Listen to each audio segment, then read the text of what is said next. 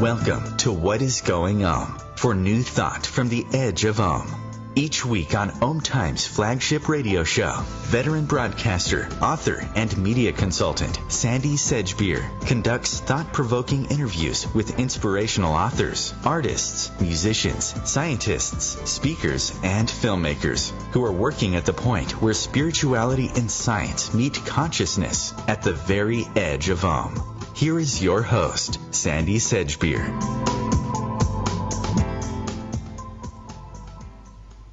Hello. Rich or poor, successful or still struggling to make it.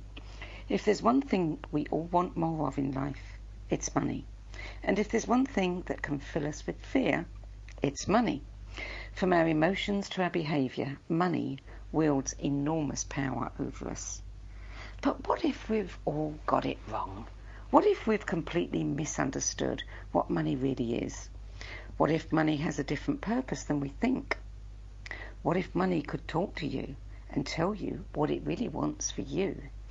Sarah McCrum is a graduate of Cambridge University and a money consciousness coach who works with entrepreneurs and game changers around the world.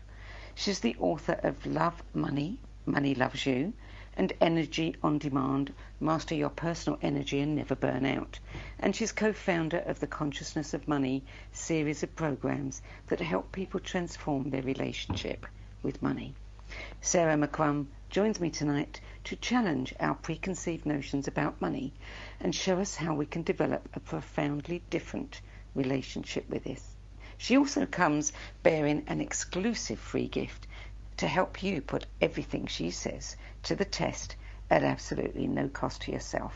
So stay tuned for more of that later in the show. And now, Sarah McCrum, welcome. Thank you very much, Sandy. Sarah, your book, Love Money, Money Loves You, bears your name as author, and yet it reads as though the narrator is money itself. Tell us the backstory to that. When and why did money first start talking to you? Okay, yeah, so it started in 2010 in December after a very traumatic year. It was 2 years after the recession hit. I was in London running a business that was failing and failing increasingly. We were really struggling. We were not able to pay our bills. And finally in November we had to close our doors, which was an extremely difficult decision, as I think anyone who's been through that will know. And so after 10 years of being constantly busy one way or another, I suddenly had a lot of time on my hands, and I was given a little book which was called How to Be a Money Magnet. And it had exercises at the end of each chapter. And one of the exercises said, what does money want to say to you? And I didn't really think much of it. I also didn't think that money would want to say anything to me. It wasn't something I'd ever thought about. But I just started writing, and my pen started to move in my hands. It was not something that had ever happened to me before. And it started writing this message.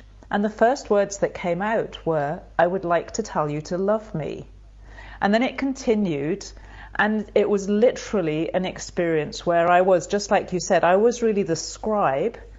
And it seemed as though money, describing itself as an energy, was actually speaking to me, or speaking through me, I guess would be the way to describe it. And so I did that every day for quite a few months, because it was such an extraordinarily beautiful and uplifting and enlightening experience, because the messages I was receiving were all coming from this energy that was talking about, I want you to love me, and I love you. So it was a completely different message about money from anything that I'd ever come across before. What did that feel like? It was a combination. So when I was writing, I was fully aware. I wasn't in a trance or anything. I could see the words coming out of the end of my pen, but they weren't my words. I was really clear about that. And then when I read it back was when I got the full meaning of it. I often read it to my husband, so he was the first person to hear it. And sometimes we would laugh, or we would be really touched in our hearts, because it was just, the message was so sweet and so beautiful. and so surprising. So it was more when I read it back that I got the feeling of it. It's interesting that, it sounds like such a wacky concept because we are so steeped in the old traditions, everything around money, and it's very dense energy. But when you actually read the book, you can't stop saying, that's right. Yes, of course. How could it be otherwise? I know.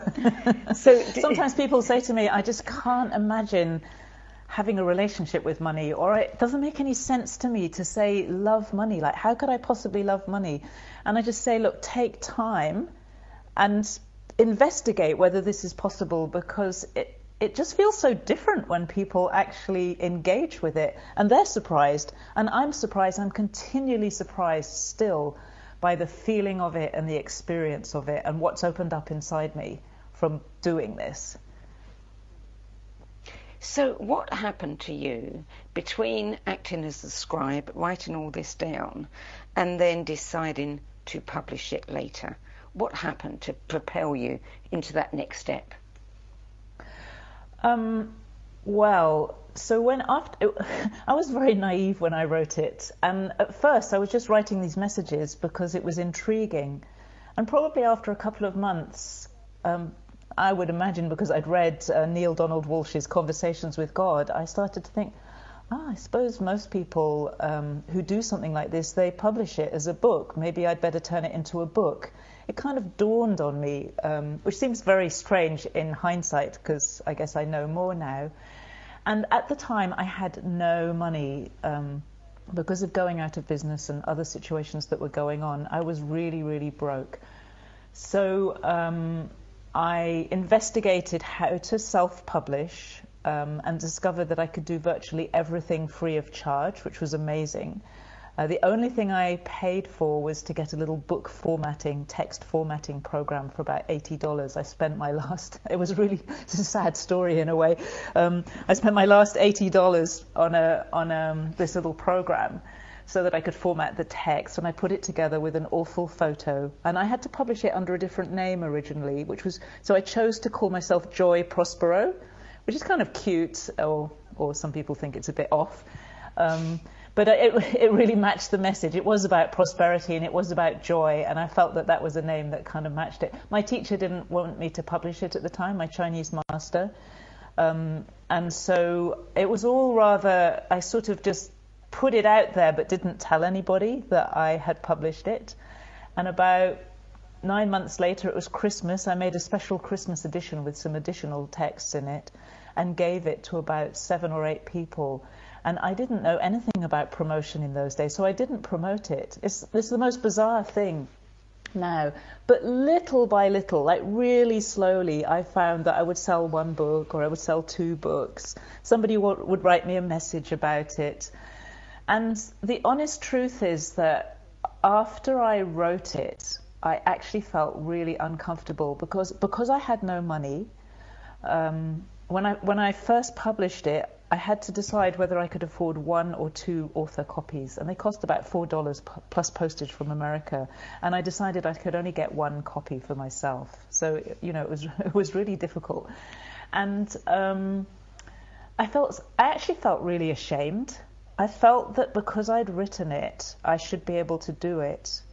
And so for a while, I kind of didn't engage with it nearly as much as I should have done. I think because of the shame. I didn't realize what was going on, but it felt like, it just felt really challenging. And I'd also been told stories of people who'd channeled books and then had died because they didn't follow the message or stuff like that. And it spooked me, literally. And I didn't follow the message. Instead of saying, oh, well, I'm going to be really, really strict and follow this message, there was something subconscious going on where it's like, oh, dear, this is really difficult. But a couple of years later, I moved to Australia, and I left my teacher, and I was completely independent by that time, and I had nothing except a couple of suitcases and a computer. I had to start a business. I had to pay all my expenses within a few weeks, and it was then that I realized that I actually had to engage with the book. And that was the beginning of my learning how to do it rather than how to be a scribe. They are very, very different things. Shame is something that I should think everybody feels in connection with money at some point in their life. Shame because we've lost it, or we've been profligate, or we didn't invest it wisely, or someone took it from us, or we just can't make enough of it to support the things that we want to support. Did that shame? I mean, you talk in the book about the energy around money, the energy of the way we interact with money. So during that period of your life, you really were in that circle, weren't you? You're feeling the shame. You're not engaging with it. You're not making any money. So, where did that pattern fall apart and things turn around? It literally fell apart because I had no choice. During that time when I was really in denial, I would say more than anything, because of the underlying shame, I was protected in that I had my food and accommodation provided through, I was training with a Chinese master, and it was kind of live-in situation. And so I could manage with having $10 in my bank account. I could manage with just about enough money to buy toothpaste, because I didn't need more than toothpaste until I wrote a book and I wanted to buy copies. So I could manage my life as I thought at that time. And one of the things I've learned actually is that it's when we make a decision that I'm not going to live like this anymore, I have to expand. I have to raise my standard, if you like. That's actually when things start to change. So when I moved to Australia, I made a decision, which was perhaps something I had learnt from the book subconsciously, to rent a much nicer house than the cheapest possible one. It wasn't super expensive, but I just didn't want to live in a really dingy place. I didn't feel that that would be appropriate. So we found somewhere nice, and I was never going to go back to that place of not being able to pay the rent, because I have been there and it's awful. So I set my standard that whatever happens, we are going to pay the rent, and we're going to pay the rent on time. We're going to pay for our food, obviously, we have to. And I had no choice. But the thing is, as anyone knows who started a business, I didn't know a single person in Australia, literally. I didn't have one connection here. So I was starting very cold. And many times, especially in the first year, I would be looking as Thursday came around, which was the day I had to pay the rent. It's like, help, I haven't got the money, and I don't know who to ask. I didn't have clients who I could ring up and say, hey, can you give me a referral, or, the usual things you do in business. And so the only place I could go to was the book and do what it taught me, and it actually taught me to ask money. So I learnt in those days to ask money to sort out the rent for me. That sounds like really out there, really wacky, but that is what I did, because pretty much that's what it told me to do. And the funny thing is that it worked, and we always paid our rent. Like a couple of times we paid 2 or 3 days late, and I always told them what was happening, but I was absolutely clear that I was going to sort it. And so I built a really clean record for myself, having had, loads of credit card debt and all of those things in this new country that I was living in, by applying what I learnt in the book. And I didn't get it right every time, but every time it was an emergency, every time we had to have something, actually it always worked, which is also interesting, I think. I think one of the big dangers is when we get comfortable and think, oh, well, it doesn't really matter. And that's when we get complacent, and we don't have such a strong connection then with money. I agree. Now, the book delves into the heart of the world of money, but not into financial systems as they exist here on planet Earth. Rather, it gives us an insight into how money energy operates behind the physical world. So tell us a little bit about that. That's very funny. Well, I find it very funny. So the image that I have, and maybe this is me, but it kind of came from the book, if not absolutely described like this. The image I have is that money is a system that operates behind our physical world. It's a system of energy, but that energy has form. So I see it rather like a great big kind of heavenly or high consciousness government bureaucracy full of beings, literally beings that are there. Their purpose is actually to serve human beings and to enable us to get what we want. You know, like it says in the Bible, ask and ye shall receive. And there are many people who teach similar kinds of things. What I found is that it really is pretty much like that. So this department, if you like, the money department, if I make a request, let's say I say, oh my goodness, I would really love to go, in my first year I said I'd really love to go on this course, and it was going to cost me $8,000, which was an enormous stretch, but I really, really wanted to do it.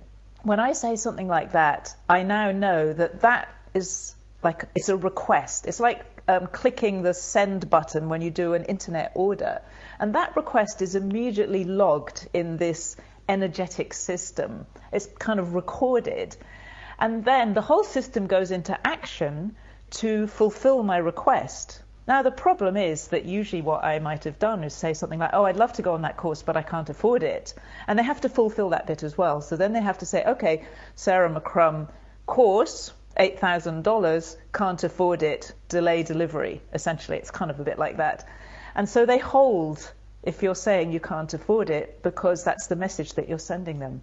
In that particular case, I didn't say I can't afford it. I just said I'd really love to do it. And literally within a day, a client who already had something like 20 sessions left in her package said, Sarah, I really want to buy a $5,000 package from you. I was like, that's a bit odd. But it showed me that I was on track. And she didn't buy quite such a big package, but she bought something. And I just stayed in that place of really wanting to go on this course. And the last piece fell into place pretty much the day before we flew. But we made it. And I think that, so what I learned from that is that there is this system that listens to every thought and feeling that I have that connects me in any way with money, even quite indirectly.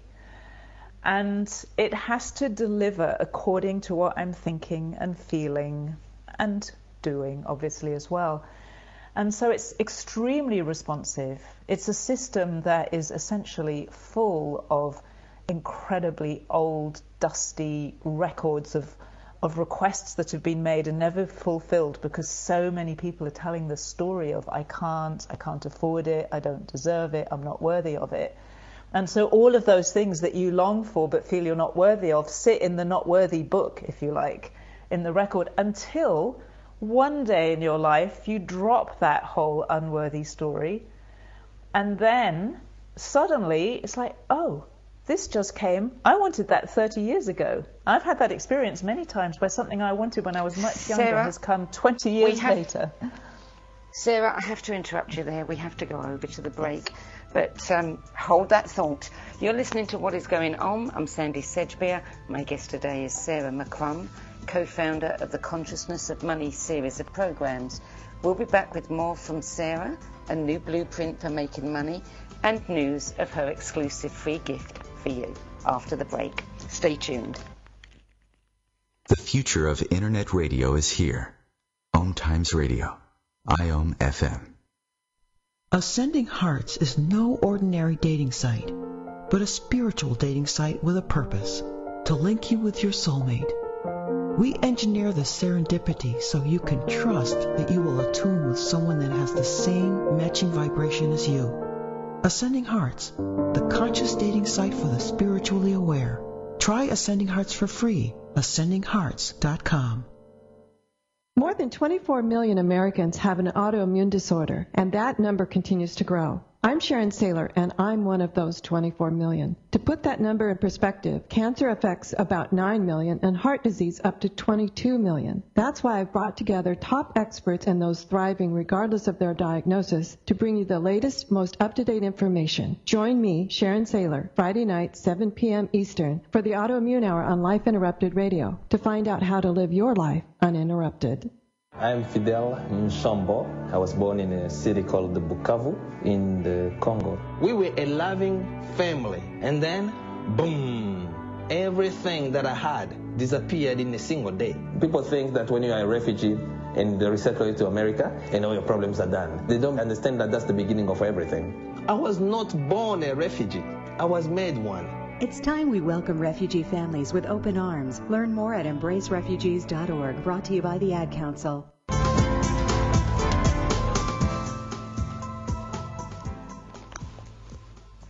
Welcome back. Sarah McCrum, I want to read something from your book, a little passage that says, "Forget all stories about how money corrupts. It is the belief that money is limited that corrupts and creates competition, fraud, and theft. There is no need for competition. There's no need to cheat people for money or steal money when there is more than enough for everyone. The only job is to master the art of creating it." Now, your book lays out a really sensible, actually, blueprint for creating money. And it's not that, there are areas of it where we've already come across before. We came across it in The Secret. We've come across it in many books since. What makes your courses, your book, different? I would say that the thing that is different is the focus on love. I've come across many really wise and powerful teachings about money that say that money is energy and that it's a neutral energy, and that therefore it's up to you what you do with it, but that it's presented generally as a neutral energy. I think what has really struck me since I started practicing and learning how to do it is how it's that message about love that makes the biggest difference. When you allow yourself to recognize that money is an energy of love, you can put it in a different language. It's an expression of the divine. It's a part of everything. It's a part of life, and all of life is love. So actually, I'm not saying anything very radical at all. I'm saying something really quite normal in spiritual circles. When you actually start to admit that to yourself and allow yourself to love it, and therefore question your unconscious beliefs about it, and much more significant, allow yourself to feel the love that comes from that energy to you. Because that's what really changes the game. When you can feel this beautiful, really exquisitely beautiful, loving energy, and you feel surrounded by it, and you feel it infusing with you, and you feel how ready and willing it is to help you. It's like this extraordinary sense of inner and outer support. That, to me, is a real game changer. Because I've met many people who followed some of the stuff in The Secret, and a lot of what was in The Secret was amazing, and it really changed the game for so many of us. But I think many people got stuck either in just creating more and more stuff, and then they got bored of it. So I've met people who just, it's like, okay, I can do that, now what? Or people who got tripped up by the subconscious, the blockages and things. And so I found that it's when we start to engage with love that we begin to unite inside ourselves. It's like it unites the spiritual side and the material side. And then we can create, we become more creative. And so instead of money being something you have to go out and get, or something that you're reacting to, you start to shape and form how you want to interact with money in your life. Because you have this creative power that's in you. It's actually working in you because you're not blocking it anymore. And so I think that is the biggest shift, actually, in what I'm talking about. I would not disagree with you. I have long believed that money is the same energy as love. And I have witnessed times in my own life, I've witnessed it with other people, where they're in a place where they cannot receive love and they cannot receive money either. Yes. The thing is, when somebody is desperate for money, when they're in a real situation, it's very hard to stay open in that experience? You know, one contracts with fear, one thinks about, one goes, you know, out of the present into the future, gets anxious, thinks about all of the things that are going to go wrong. How do you help people open up to that love and open up to the energy of money? Yes, I know that place very well, the fear and the contraction, and that feeling almost like I know it's not going to work. I desperately need this thing and I know I'm not going to get it. And it's an awful place to be. So one of the things that I've discovered is really important, and I'm deeply grateful to the Chinese training that I had that taught me for 20 years before I started all of this to relax. So the first thing I do is teach everybody to relax, literally to relax. Not just relax about money, like to say, oh, relax about it, it's okay. Because when you're really tense and closed like that, it's very difficult to relax. But if somebody leads you to relax, and they have that relaxed position, and they have the ability to transmit the energy to you so that you can receive that for yourself, you can share that experience, then you get a felt sense, you get a direct experience of what it's like to relax in the middle of a really tense situation. And that is an eye-opener for people, even just to realize that my circumstances are terrible, I'm desperate for money, and in all of that I can be relaxed. So there's a little break, there's a little kind of chink that opens up in your consciousness then to recognize that your circumstances don't have to control how you feel. And that's the starting point. As an extension from there, as you relax, you begin to be able to experience love as well. And I teach that the same way. I create what I call energy activations, which are 20 to 30 minute recordings where I literally lead people to experience whatever it is, whatever the topic is. So it might be love, money, how to experience that inside yourself, to experience the energy of it. Because once you taste it, and then maybe taste it again, and then taste it again, you start to want to have that really nice taste in your body. It's like if the only food you can get is really disgusting, but you're starving, you'll eat disgusting food. But the minute you start to have access to nicer food, there's something in us that chooses what's nicer. So I want people to really feel what it's like to be relaxed, to experience love in the middle of that situation. And when they get that, their situation starts to change. So they don't have to go out and change things. Their energy changes, and so the circumstances actually begin to change as well. In your section where you talk about secrets for receiving money, you talk about the principle of increase. Tell us about that. Yes, this was something that came through the book in several different ways. It always talked about how important it is to keep expanding. And that was actually quite controversial, I think, for many people, because they're saying, hold on a moment, we live in a world where we're using up all our resources. How can you say we should keep expanding, keep increasing what we want? But what I've found is that it's in human nature to want to expand. We want to grow. We want more. It might not be more stuff. It might be a richer life. It might be that, okay, I've had enough of this. I just would like more of that. And that seems to be a natural principle. So the book, the money was saying, follow your heart, follow your soul's desire that is always looking for more. It's always looking for expansion. And I would say even when we die, it's almost like we're saying, okay, I've done with this body, I want a bigger experience next time around. So even that is actually a movement of expansion, not really contraction like we see it.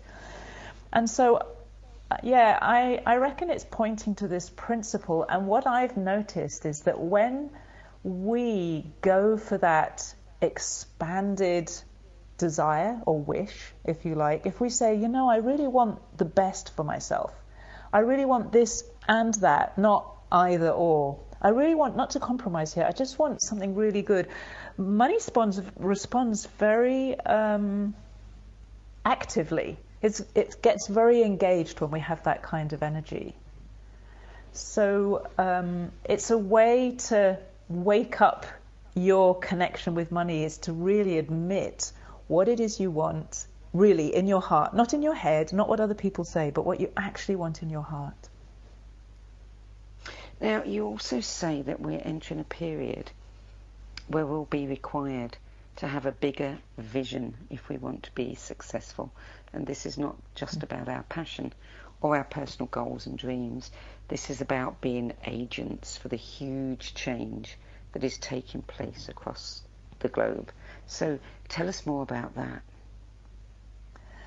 I'm seeing this. I'm seeing entrepreneurs who have been successful in the old mode not being successful anymore and having to change the way they do things to open up to a deeper alignment with their own inner sense of purpose, and with creating some kind of change in the world, being really aware that they're not just selling things to sell things to make money, but that whatever you sell and how you sell it is your contribution.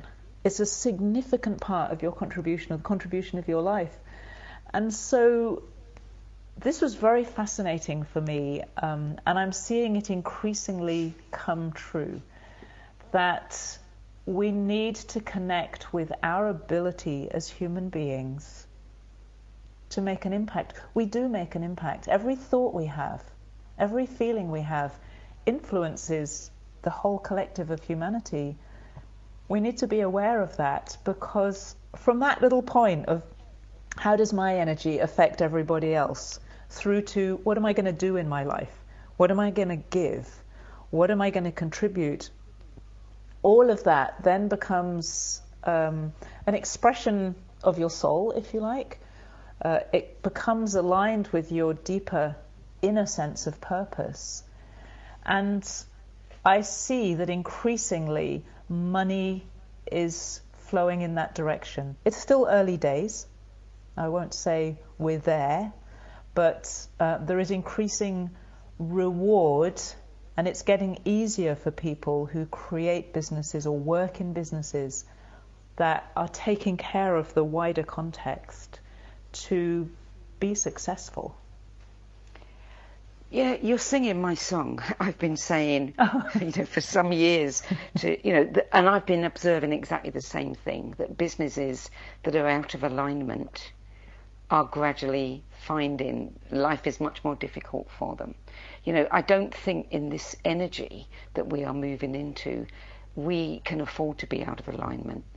If there's a wobble in that energy space, it becomes palpable. People sense it. They can feel it. They may not know what they're feeling, and they will respond to that accordingly. And I think you're right on target there.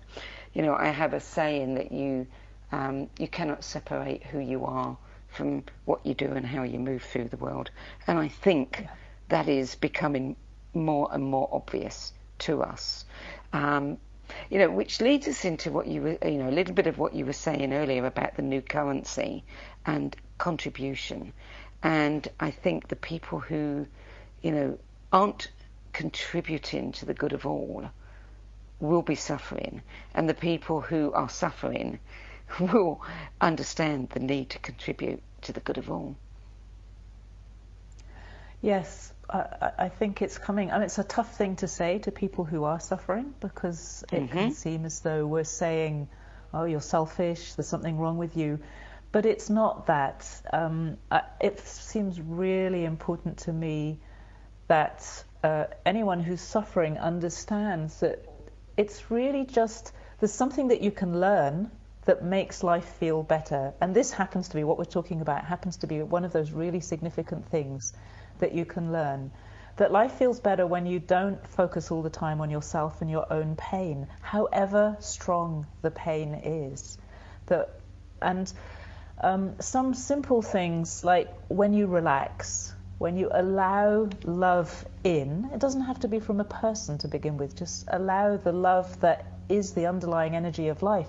It sounds kind of fluffy, But I found that it's not fluffy, it's true. You can actually connect with and receive that love, and it softens something inside you. And you realize, I wasn't doing something wrong. I just didn't know. And I think it's extraordinarily acceptable not to know. I find every single day now I'm helping people and myself face situations where I really don't know what the answer is. I don't know what's the right way to move forward on the old model.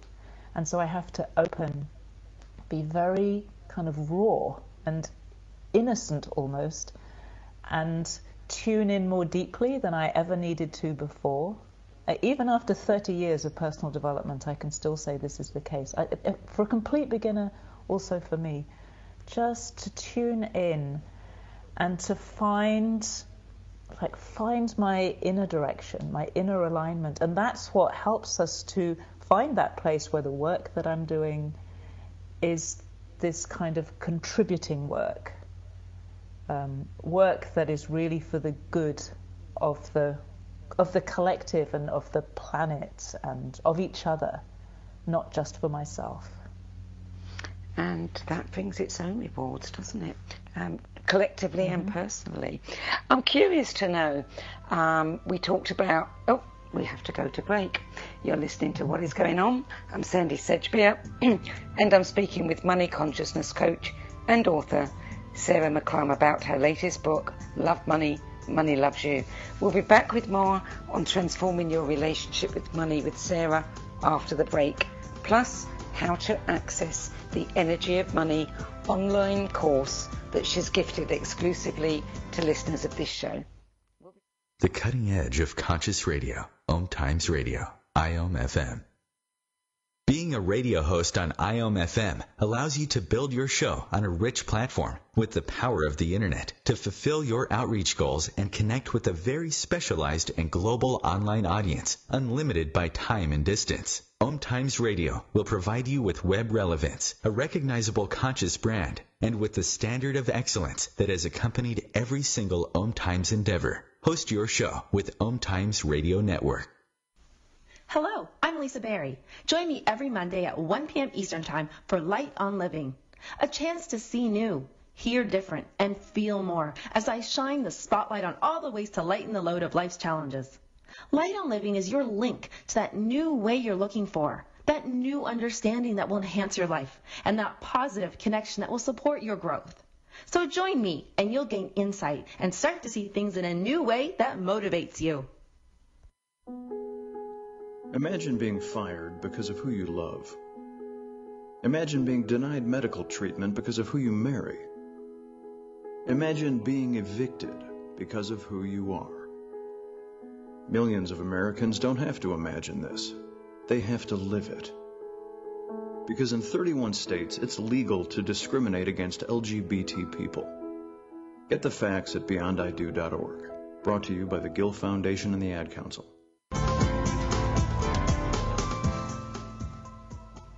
Welcome back. Sarah McCrum, just before the break, I was going to ask you a question, a curiosity I have. Have you noticed in all of the people that you've worked with, among them, that when people open themselves up to money and their financial situation improves, that they also attract love into their lives?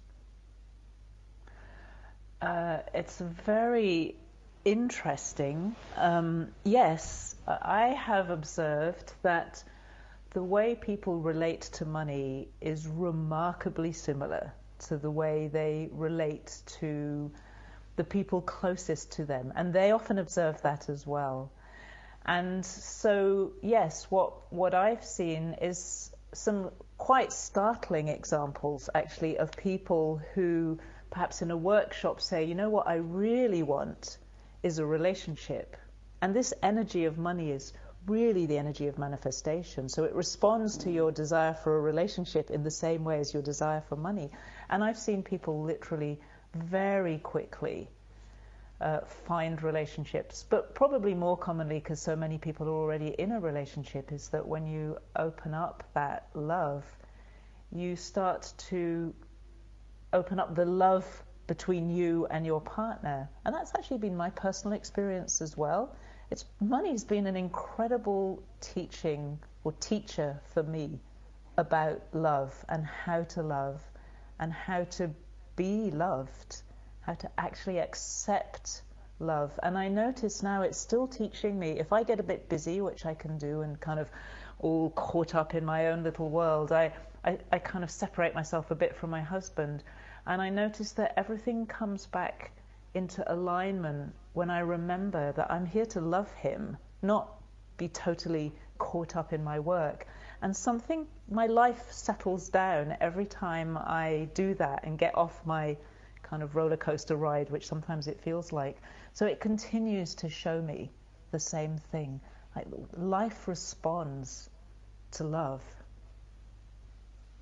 I absolutely agree with you. Yeah, I think, it's so important in opening us up. I mean, when we're in love, there's no room within ourselves for hate, is there? We just, No. we just love everybody and everything, completely open. Yes, including ourselves. Yes, absolutely. I wonder whether you could give a quick tip on anybody right now who's listening to this who is saying, yeah, it sounds great, but I really need money right now. Is there a tip that you could offer them to help them manifest that right now? Well, when I've been in that situation, what's worked best for me, and I only do this when I need it right now. Actually, I'll give you two ways. So the simple way, which you can do anyway, and this is what I would do even today, is I just say to money, I just imagine money's there, there's this energy there, and it's listening to me, and I say really quietly, without any drama whatsoever, please money, sort this out for me, pay my rent, pay for this bill, bring me what I need. I don't say please help me to pay this bill, because that puts me somehow, although I'm going to be the person who pays it, I just found I get better results when I ask money to sort it out directly. It'll still send the money to me most of the time. The other way to do it, because it's sometimes really hard to trust that, I would do it anyway whether you trust it or not, because it often works. The other thing to do, I found, is to sit down. This is a more traditional method. Meditate, do whatever makes you feel really, really good. Ask for what you want, very straightforwardly, and then just sit and meditate or relax or do whatever and stay there until you feel so good and so confident and so at one with this energy of money that your mood, your inner energy is shifted. And I've actually had some really remarkable results doing that. And the other thing I would say is, look, if you fail, try again. Don't give up. That's really important, because sometimes you learn by failing a few times and then you make it.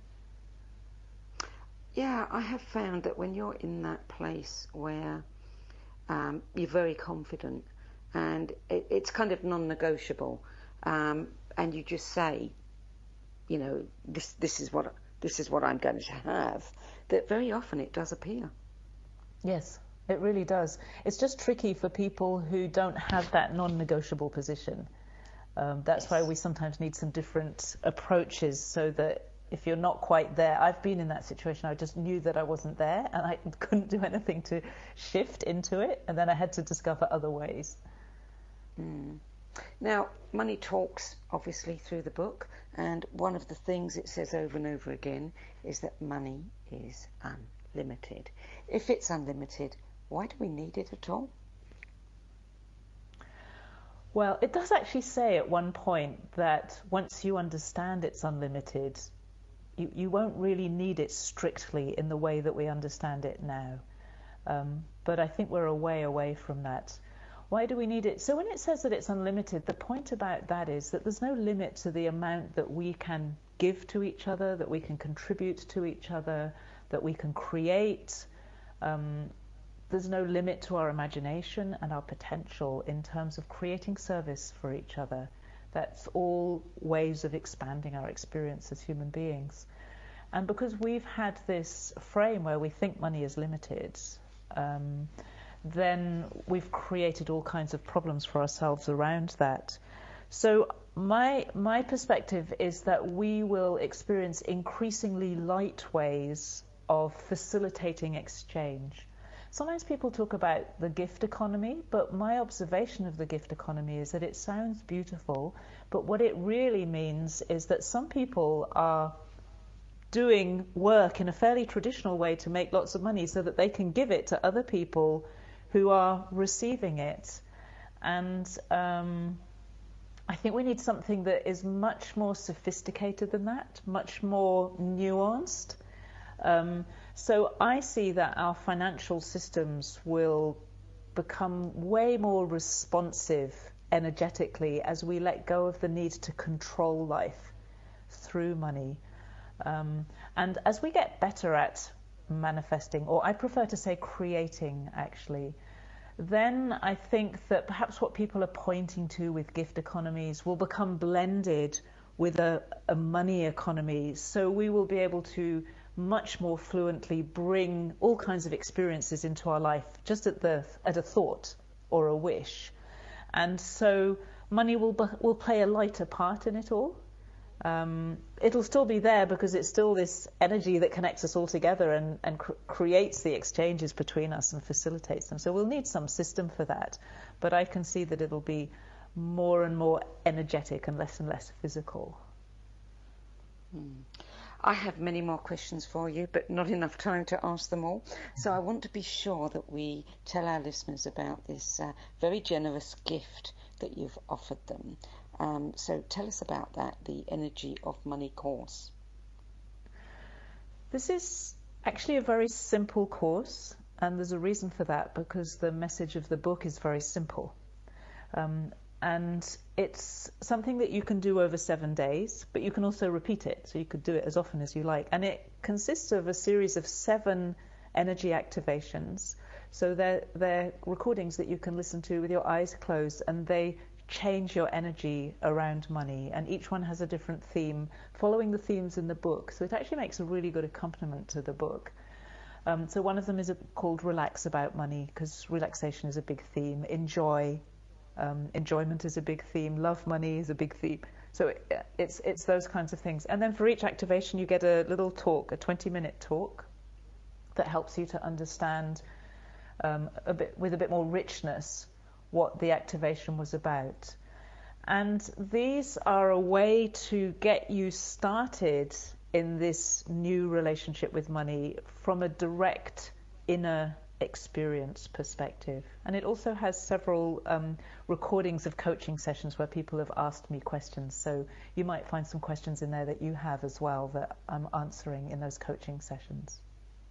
Now, this is normally priced at $100, and you are making this offer exclusive to our listeners. So what do people have to do to access it? So I've set it up on my website, and what you need to do is go to this link, which is sarahmccrum.com/om. Sarah, SARAHMCCRUM.com/om. You just sign up there, and then you'll get an email which will give you access to the course, and you can go ahead and start listening. You've also got another course coming up soon called The Consciousness of Money. How is that different from the Energy of Money? So The Consciousness of Money is it's an online course, but it's live. It's 6 weeks, 90 minutes each week. It's run by me and 2 other people, my husband and a business and a partner. And we teach in a very active, very interactive way, lots of tools and techniques for relating with money, for connecting with money. We teach you how to have a conversation with money. There are activations, a whole lot of different activations that go with it. So it's a much richer experience, if you like. There's lots of coaching. You can ask as many questions as you like. So that's a chance to go much more deeply into the way of applying the message of the book in your life, in your business, and in your world work. So we actually do a whole session on this topic we alluded to earlier about your contribution to the world. And then we also help you to release old energy, old blockages, that kind of stuff. So it's a much richer experience than I can give in a small online self-study course. But they're all part of it, you know, they fit together. Now, you work with entrepreneurs and business people all around the world, and you also work with individuals.